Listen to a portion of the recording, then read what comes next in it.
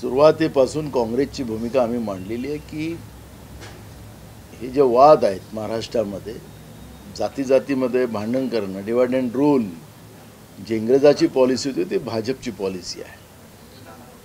आणि या पॉलिसीच्या आधारावर मूळ मुद्दे जे आहेत, महागाई असेल, शेतकऱ्यांचे प्रश्न असतील, शेतकऱ्यांची दिवाळी अंधारात गेली, गरिबांची, सर्वसामान्य मध्यमवर्गीयांची दिवाळी अंधारात गेली. आणि एकीकडे बेरोजगारांचे प्रश्न, परवा जे काही आकडे आलेत त्या आकड्यामध्ये महाराष्ट्रामध्ये 22,000च्या वर लोकांनी आत्महत्या केल्या. त्या आत्महत्या फक्त शेतकऱ्यांच्याच आहेत असं नाही, त्याच्यामध्ये घरगृहस्थी करणाऱ्या महिलांच्या आत्महत्या आहेत, बेरोजगारांच्या आत्महत्या आहेत, छोट्या दुकानदारांच्या आत्महत्या आहेत.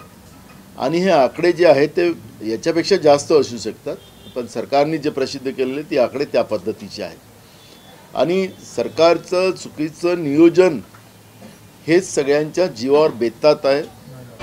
कुणाला कोणचे कलर सूट होते, कुणाला कोणचे नंबर सूट होते, कुणाला कोणती दिशी सूट होते, हे तुम्हाला कळून घ्यावं बोला तर तुमचे हॉरोस्कोप आम्हाला सांगा, आम्ही त्याच्यावर बोलते. जावा ॲस्लेट ॲप डाउनलोड करा, तुमचे पहिलं कॉल फ्री पावा. आणि हे सगळी परिस्थिती असताना सरकारने, कारण की आम्ही सरकारला जेव्हा सर्वपक्षीय मीटिंग झाली त्याच वेळेस आम्ही सांगितलं की मुख्यमंत्र्याला विचारलं की बाबा कुणब्यांचे प्रमाणपत्र तुम्ही देऊ शकत नाही, तुम्ही कसं हो म्हटलं. त्यांनी 30 दिवसाची आपण वेळ मागितली, त्यांनी 40 दिवसाची आपल्याला वेळ दिली. पण आपण मुख्यमंत्री पदावर असताना जे गोष्ट तुमच्या हातात नाही ते तुम्ही कसं कबूल केलं. आणि तिथूनच हा वाद महाराष्ट्रामध्ये निर्माण करण्याचं काम झालं. राज्याच्या गृहमंत्र्यांनी जरांगे पाटलांवर सौम्य लाठीचार्ज करायचे आदेश दिले, हे त्यांनी मान्य केलं. आणि हे लाठीचार्ज आणि माननीय मुख्यमंत्र्यांनी केलेले वक्तव्य हे या सगळ्या गोष्टीला महाराष्ट्रामध्ये दोन समाजामध्ये, मराठा आणि ओबीसीमध्ये विभाजन करण्यासाठी कारणीभूत ठरलेलं आहे. आणि सरकारच याला दोषी आहे. सरकारने तातडीनं हे सगळे प्रश्न मार्गी लावावेत. आणि आता फडणवीसांनी, मी आज स्टेटमेंट पाहत होतो फडणवीसांचं, की मुख्यमंत्री मराठा आरक्षण देणार आहे. अहो तुम्ही 2014ला फडणवीस साहेब आपणच सांगितला होता की आमचं सरकार राज्यात आणि केंद्रात आलं तर आम्ही मराठ्यांना आरक्षण देऊ, धनगरांना आरक्षण देऊ, हे तुम्ही मतं घेण्यासाठी सांगितलं होतं. आता कशाला मुख्यमंत्र्याकडे ढकलता? तुम्ही सांगा ना, त्याचं उत्तर तुम्ही द्या ना. पण ते उत्तर देणार नाही. दुसऱ्याच्या खांद्यावर बंदूक ठेवून भाजप जे राजकारण करते त्याच्यातून स्पष्ट होते. काल शिवसेनेच्या 2 गटांमध्ये राडा झालेला आहे. बघा, मला कायदा सुव्यवस्था महाराष्ट्रामध्ये राहिलेलाच नाही आहे. त्याच्यामुळे हा राड्यांचा महाराष्ट्र करण्याचं काम BJP प्रणित महाराष्ट्राच्या सरकारने केलेलं आहे. अहंकारामध्ये सरकार आहे. आणि अहंकारामध्ये सरकार असल्यामुळे या सरकारला महाराष्ट्राचं ज्या प्रथा आणि परंपरा आहे, जी संस्कृती आहे, याचाही आता भान राहिलेलं नाही. आणि म्हणून एकमेकावर चुकीचे वक्तव्य करणं, महाराष्ट्राच्या संस्कृतीचं चुकीचं दर्शन देशाला दाखवणं, हे जे काही कार्य चाललेलं आहे याला सरकारचंच जे गृह खातं जे आहे या गृह खात्याचंच, कारण की आता आपण पाहतो जेलमध्ये आरोपींना मौजमस्ती करायच्या संधी दिल्या जातात. पुण्यामध्ये आपण पाहिलं ड्रग माफिया ललित पाटील, त्याला ससून हॉस्पिटलमध्ये जे 5 स्टार व्यवस्था करून दिली होती, कोणी करून दिलेली होती ते काही पुढं आलेलं नाही. डीनचा दोष होता, त्या ठिकाणी त्या डीनला बाजूला सोडलं, म्हणजे पाप्याला न्याय आणि संन्यासाला आरोपी करून त्याला सस्पेंड करण्यात आलं. अशा पद्धतीच्या अनेक गोष्टी आपल्याला पुढं पाहायला मिळतात. आणि म्हणून हे सरकार प्रोजेक्ट मुद्दामून या पद्धती गोष्टी करतं आणि मूळ मुद्द्यांना लोकांना, कारण की आज बेरोजगारीचा प्रश्न सगळ्यात मोठा आहे. आज महाराष्ट्रामध्ये आपण पाहतो आहे, आरोग्य व्यवस्थेमध्ये आपण पाहिलं की ज्या NM असतील, NRHMमध्ये जे काही पदं त्यावेळेस भरली गेली होती त्यांना कंटिन्यू करा ही मागणी आहे. सरकारने आश्वासन पण दिलं. राज्याच्या काँग्रेसकडून आमच्या आमदार धानोरकरताईंनी प्रश्न उपस्थित केला आणि मार्चपर्यंत आम्ही हे सगळ्या लोकांना सेवेमध्ये समावेश करण्याची भूमिका विधानसभेमध्ये राज्याच्या आरोग्यमंत्र्यांनी सांगितली. आता मार्च संपला, आता नोव्हेंबरमध्ये आपण आलो. विधानसभेमध्ये खोटं बोलते सरकार आणि हे सगळे लोक आता संपावर बसलेले आहेत. दवाखान्यामध्ये सांसून आहे, पदं नाही, आजारी लोक मरतात आहेत आणि यांना कुठली काळजी नाही. दवाखान्यामध्ये औषधी नाही, सगळे लोक संपावर आहेत. अशी परिस्थिती आज महाराष्ट्रामध्ये आहे आणि ह्या सगळ्या प्रश्नाला डायव्हर्ट करण्यासाठी जाणून बुजून 24 तास मीडियाच्या समोर या पद्धतीनंच राहावं आणि बाकीचे जे मूळ प्रश्न जनतेचे आहेत ते बाजूला सारण्यासाठी सरकारच्या वतीनं हा प्रयोग केला जातो आणि हा आरोप नाही, ही वस्तुस्थिती आहे. आज जालन्यात आरक्षण बचाव सभा होते आहे. ओबीसी नेते तिथे एकवटलेले आहेत. ज्या पद्धतीचं वातावरण सध्या आपल्याला राज्यात पाहायला मिळते, कसं पाहता तुम्ही ओबीसी नेते? बघा, या सरकारला थोडंसंही अगर जनाची नसेल तर मनाची लाज असेल तर मी विधानसभा अध्यक्ष असताना जातीनिहाय जनगणना व्हावी अशा पद्धतीचं केंद्र सरकारला एक शिफारस आम्ही एकमतानं विधानसभेत केलेली होती. आता तीच भूमिका घेऊन राहुलजी गांधी यांनी ओबीसीच्या जातीनिहाय जनगणनेचा आर्थिक आणि शैक्षणिक सर्वे व्हावा ही मागणी केलेली आहे. नरेंद्र मोदीजी स्वतःला ओबीसी म्हणतात, पण ते आहेत की नाही अजून हा दुसरा वेगळा प्रश्न आहे. कारण ते म्हणतात की दोनच जाती या देशामध्ये, गरीब आणि एक श्रीमंत. हे कुठल्या संविधानामध्ये गरीब आणि श्रीमंत आहे? गरिबी हा आमच्या समाजातला कलंक आहे, तो लोकशाहीच्या मार्गाने तो पुसला गेला पाहिजे, ही भूमिका या लोकशाहीमध्ये आहे. पण आता देशाच्या प्रधानमंत्र्यांनी गरिबी जात निर्माण केल्यानंतर एक संशय मोठ्या प्रमाणात होत आहे की आमच्या संविधानालाच आता बाजूला सारवून या पद्धतीनं आता 26 नोव्हेंबर येतो आहे. 26 नोव्हेंबरला आपण संविधान दिवस म्हणून साजरा करतो आहे. देशाचे सरकार असेल, राज्यातले सरकार असेल, आमदार असतील, खासदार असतील, हे संविधानाची शपथ घेऊन त्या पदावर जातात. पण आता त्याच संविधानाला मातीमोल करण्याचं पाप अगर BJP करत असेल आणि मग ही जी काही प्रश्न आज निर्माण झालेली आहे, जालन्यामध्ये आज ओबीसीचा मेळावा आहे. स्वाभाविक आहे की जे वातावरण तापलेलं आहे त्या वातावरणाला आमचं ओबीसीचं आरक्षण, कारण की जरांगे पाटील म्हणतो मला ओबीसीतून आरक्षण पाहिजे, ओबीसीच्या लोकांना वाटतं की आमचं आरक्षण हे देतील काय, अशा पद्धतीचा एक वाद सरकारच्या वतीनं जो निर्माण झालेला आहे, त्याच्यामुळे आज जालन्याला ओबीसीचा मेळावा होते आहे. पण माझं आपल्याला दोन्ही समूहाला एवढीच विनंती राहणार आहे की जातीनिहाय जनगणना हाच या सगळ्या प्रश्नाचा एक मोठा मार्ग आहे. या मार्गाचीच मागणी सरकारकडे, राज्याच्याच नाही तर केंद्राच्या, कारण की राष्ट्रीय सेन्सेस हेच त्याच्यातला महत्त्वाचा उपाय आहे आणि म्हणून देशाच्या प्रधानमंत्र्यांनी याच्यामध्ये हस्तक्षेप करावं, तातडीनं घोषणा करावी आणि त्या पद्धतीचं घोषणा करूनच नाही चालणार, जुमला ठरला नाही पाहिजे. त्याला जातनिहाय जनगणना त्यांनी तातडीनं देशपातळीवर केली पाहिजे. तेव्हाच हा प्रश्न देशभरात, फक्त महाराष्ट्रात आहे असं नाही, देशभरात हा प्रश्न आहे आणि या प्रश्नाला उत्तर जातीनिहाय जनगणनाच होऊ शकतं. आर्थिक आणि शैक्षणिक ही या जातीनिहाय जनगणनेतली महत्त्वाची भूमिका राहणार आहे आणि तोच एक मार्ग निघू शकतो. ही मागणी काँग्रेस पक्षाची आहे. सर्व पक्षीय नेत्यांनी एकत्र येऊन मोदींना भेटावं, त्यानंतर मराठा आरक्षणाला कुठेतरी तोडगा निघू शकते असा एक विचार समोर येताना दिसतोय. तुम्हाला काय वाटतं? आम्ही ते मागणीच करतोय ना.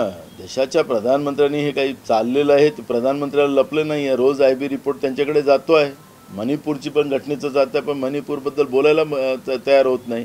तिथं आदिवासी महिलांना जाळलं जाते आहे, त्यांच्या इज्जत लुटली चालली आहे आणि हजारो महिलांना त्या ठिकाणी पेटवलं गेलेलं आहे.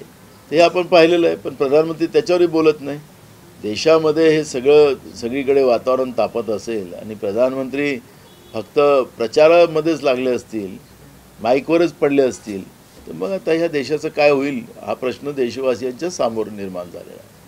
बाळासाहेब ठाकरेंचा मृत्यूदिवस आहे. आजच्या दिवशी काही भाजप नेते म्हणजे जसे राम कदम आहेत त्यांनी मागणी केलेली आहे की जे मातोश्री आहे ज्यात बाळासाहेब राहत होते ते सार्वजनिक स्थळ म्हणून घोषित करण्यात यावं. बाळासाहेबांच्या आज स्मृती दिवसाच्या निमित्तानं आम्ही काँग्रेसच्या वतीनं त्यांना कोटी कोटी वंदन करतो आणि मागण्या कोण काय करायचं आहे काय नाही हा त्यांचा भाग आहे.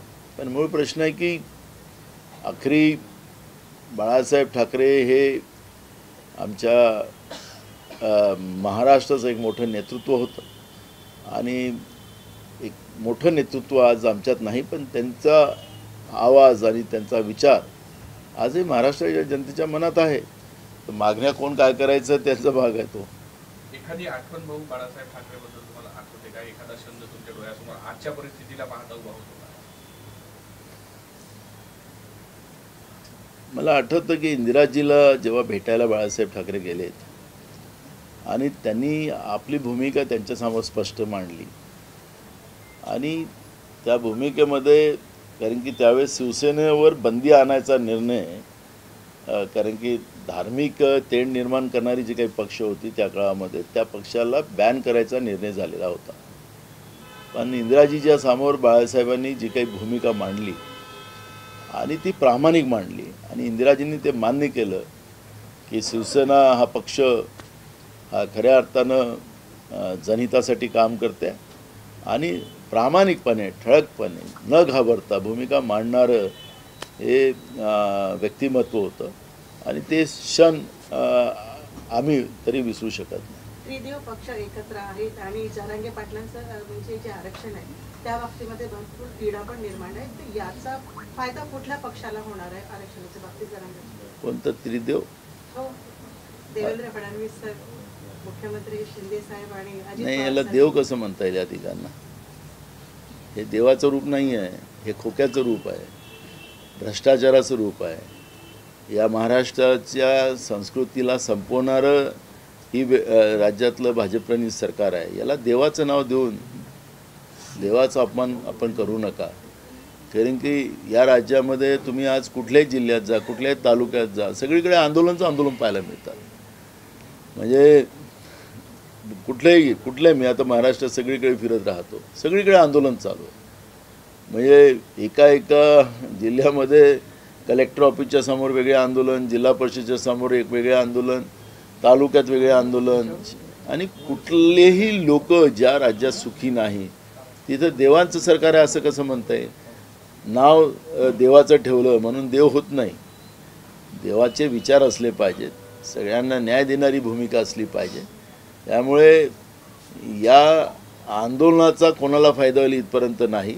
या आंदोलनाला महाराष्ट्राचं नुकसान होत आहे. कारण की आज महाराष्ट्र पेटतो आहे.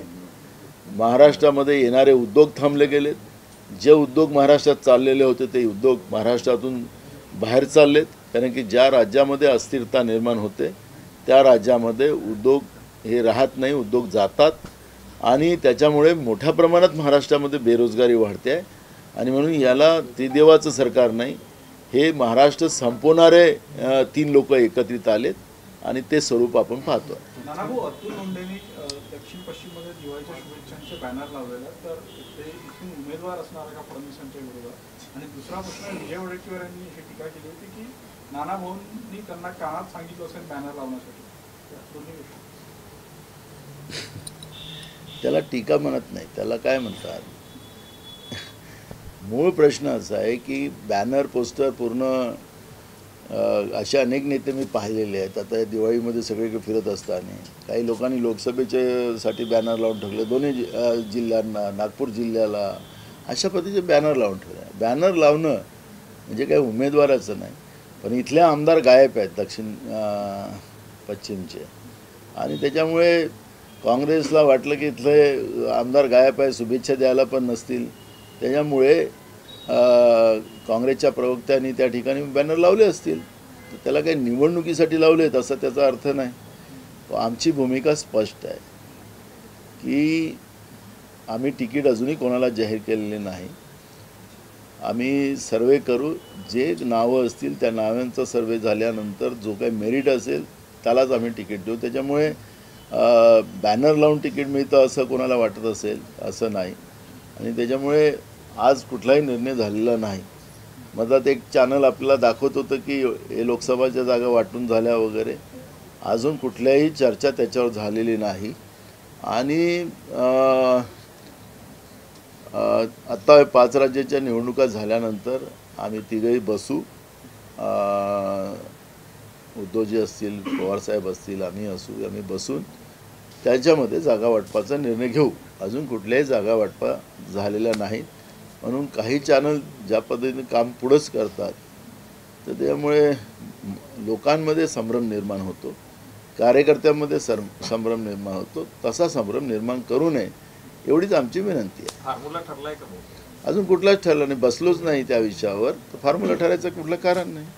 तो ये बताइए 6 दिन में अजीत पवार और शरद पवार की मुलाकात हुई, किस तरह से देखते हैं? देखो, उनका फैमिली मैटर है, उसमें हम लोगों को और उनके पार्टी का विषय अलग है, तो उस विषय में हमें कोई बात करने की ज़रूरत नहीं है. वो मिले लड़े कुछ भी हो तो वो उनका है, उनका इशू है, तो कांग्रेस को उसमें दखलंदाजी करना कोई अच्छी बात नहीं, और इसलिए कांग्रेस उसके तरफ ध्यान नहीं देती. अमित शाह के बयान के ऊपर जिस तरह से वार चल रहा, कल राज ठाकरे ने भी कहा कि अमित शाह ने टूर और ट्रैवल्स का बिजनेस चालू किया, मंत्रालय बनाया, कि उद्धव ठाकरे ने कल लेटर लिखा, क्या कहेंगे इस पर? देखो, अब 5 राज्यों में बीजेपी हार रही है, और 5 राज्यों में बीजेपी हार रही है. जहाँ बीजेपी के सामने हार नज़र आती है तो वहाँ उनको भगवान याद आता है. तो कर्नाटक में भी जब इनको वहाँ पे भी भगवान याद आ गया, हनुमान जी को याद किए, तो हनुमान जी भी कांग्रेस के साथ खड़े हो गए. अब यहाँ पर मध्य प्रदेश में उन्होंने कहा कि अगर यहाँ जिताएंगे तो हम रामलला का दर्शन फ्री में करवा देंगे. तो रामलला कोई इनके घर का तो है नहीं कि ये फ्री में करवाएंगे. तो मूल सब्जेक्ट है कि वहाँ पे भी ये हारने वाले हैं, और भगवान श्री राम जी भी कांग्रेस के साथ रहेंगे, क्योंकि भगवान श्री राम जी ये सत्य के साथ रहने वाले, असत्य के साथ नहीं, झूठ वो लोगों के साथ नहीं रहने वाले. और मध्य प्रदेश और छत्तीसगढ़, राजस्थान, तेलंगाना सभी राज्यों में कांग्रेस जीतेगी. खड़गे जी ने ये कहा है कि कांग्रेस पार्टी को राम और राम सेतु समझ में नहीं आता, ये संदेह है, क्या बताएं? हमें सब समझता है, इसलिए तो राम राज्य की तरफ देश कांग्रेस ने चलाया. भगवान श्री राम के देश को दुनिया में सबसे शक्तिशाली बनाने का काम कांग्रेस ने किया.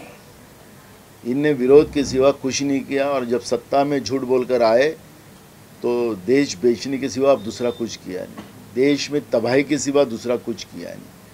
आज हमारे हेल्थ और एजुकेशन 2 महत्व की चीज़ें होने के बाद एजुकेशन भी ख़त्म कर दिया और हेल्थ भी ख़त्म कर दिया. हेल्थ डिपार्टमेंट भी बंद करने को उनकी शुरुआत हो गई है. तो ऐसे लोगों ने भगवान श्री राम जी का नाम लेने का कोई अर्थ नहीं होता. जहाँ इंसानियत हो वही भगवान श्री राम जी है, लेकिन इनके पास इंसानियत भी नहीं है. गरीब को गरीब कर कर उसको ज़मीन में गड़ाने का काम कर रहे हैं. गरीब को उठाना ये भगवान श्री राम जी का विचार है, लेकिन ये गरीब को तो और सर पे पैर रख कर उसको ख़त्म कर रहे हैं. अन्नदाता को ये आतंकवादी कहते हैं, खालिस्तानी कहते हैं, आंदोलन जीवी कहते हैं.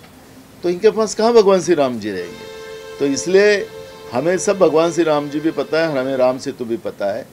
एक किसी ने वक्तव्य कर दिया जो आज हमारे पार्टी में नहीं है, वो वक्तव्य को ही लेके ये अगर इस बात की चर्चा करते तो ये तो रोज़, अभी अमित शाह ने तो कांग्रेस जिंदाबाद के नारे लगाए मध्य प्रदेश में, तो काँग्रेस जिंदाबाद है. राज्य मंत्रिमंडळाची आज बैठक पार पडली. 10च्या वर सुमारे 12 मंत्री या बैठकीला अनुपस्थित होते. मराठा विषयावर चर्चा पण होणार आहे उपसमितीची. हे टाइमपास मंत्रिमंडळ आहे, आणि त्या मंत्रिमंडळाचं 12 मंत्री जेव्हा मंत्रिमंडळाच्या बैठकीत अनुपस्थित असतील, पहिलेच 17 मंत्री या मंत्रिमंडळात घेतले गेलेले नाही. हे पूर्ण मंत्रिमंडळ नाही. पालकमंत्रीपद पण एका मंत्र्याकडे 2-2, 3-3 जिल्हे आहेत, आणि खाते पण तसेच आहेत. त्यांचंच खातं त्यांना कळत नाही की आमच्याजवळ काय कोणतं खातं आहे, कारण की आम्ही जेव्हा विधानसभेत कामकाज असते तर ते वेळेवर अनेक मंत्री उभे होतात. तर असे जे काही चित्र आज या महाराष्ट्रामध्ये, म्हणून मी मगाशी सांगितलं की हे टाइमपास सरकार आहे, आणि वेळकाळूपणा करून या महाराष्ट्राचं रोज हे नुकसान करतात आहे.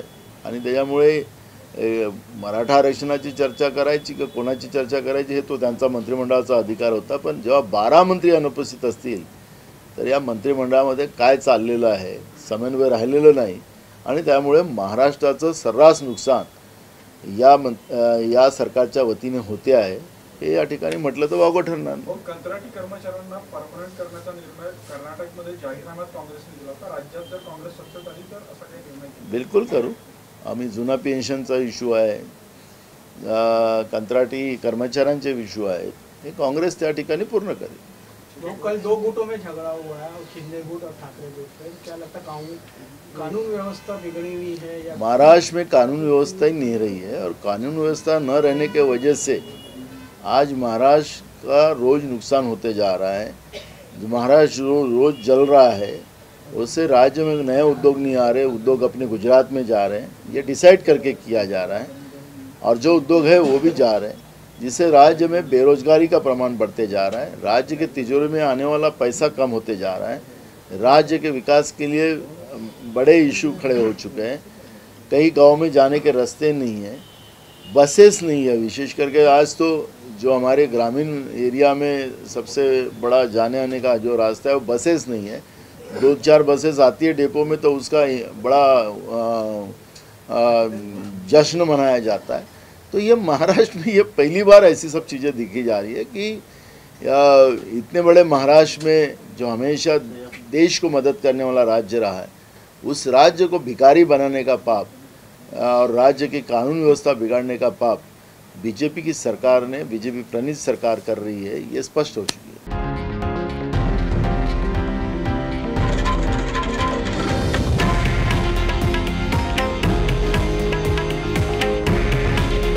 हे आहे देशातील नंबर 1 न्यूज नेटवर्क आणि आपण पाहत आहात TV9 मराठी। काळजी तुमची, हित महाराष्ट्राचं।